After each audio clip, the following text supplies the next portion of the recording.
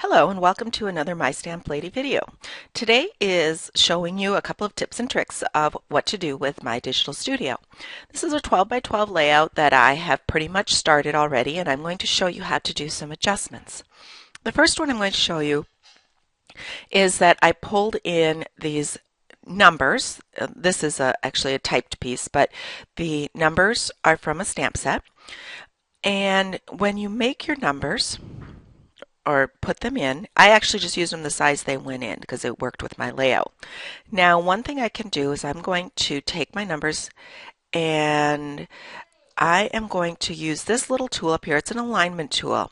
And when I discovered this tool, it made using My Digital Studio so much easier.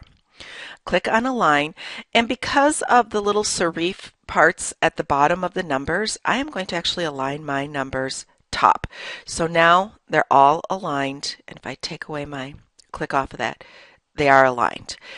There is a grid view that you can put this grid on, and you can line them up manually if you want, but it is so much easier to click. I'm holding down the control and clicking on each number, and then I'm going to put align top, or you can align them along the bottom edges.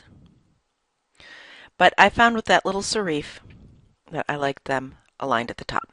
Now, once I have them all aligned, I might want to adjust the spacing. So I know I want this to be my beginning space and this to be my ending space. So I'll go back to that align and let's go space evenly horizontal, and that adjusts them so that they're spaced, just spaced next to each other evenly. Once I've done that, I'm going to click all of my numbers, go over here and use the arrange and group.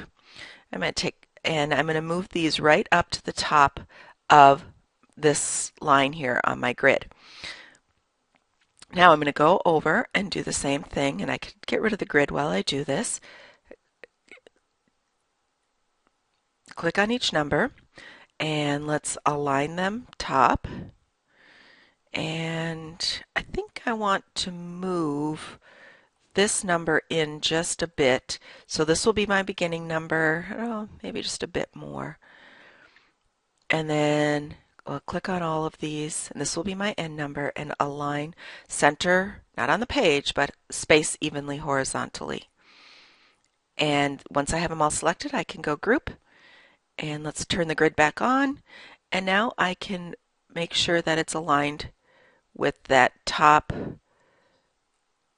with that line at the top again. Let's move over so they're spaced evenly around my hyphen. There we go. And that makes it amazingly easier to line up your numbers or letters that you've put in. Now the other thing I want to show you is down here I've used this journaling block, and with this journaling block right now it is a staple that is placed on there.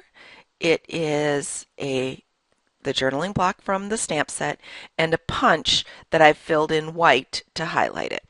So if I want to work with any of these pieces independently, it's great. I can click on it, select it, and I can work on it. But I'm going to center this back on my punch, put my staple that I had pulled in from the embellishments, and let's rotate that back, pull it down a little bit,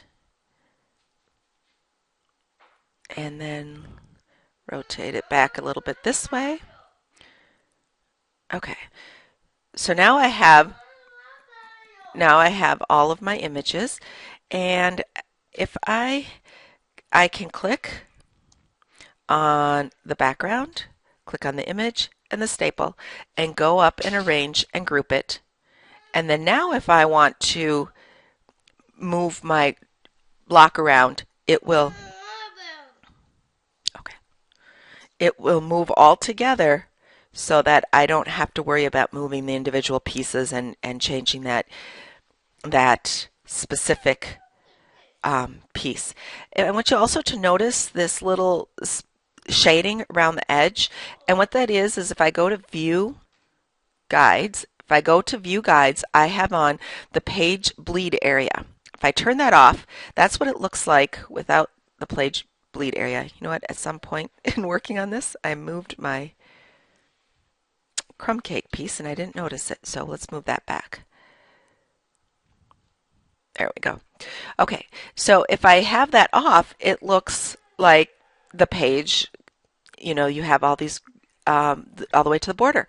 But if I put on view guides and put on page bleed area, this tells me that when I print my page through the printer, that's the areas that will possibly be cut off, or if it's in a book, that it will be into the binding. So I like to work with the page bleed area on so that I know what exactly is going to show up and that I don't have something really important into that area. Now this area is in the page bleed area, but I don't mind because I want it to look as if it's cut off. Okay, if you have any other questions about what I showed you today, please contact me at chris@mystamplady.com or just post a comment in the comment section. Thanks for watching.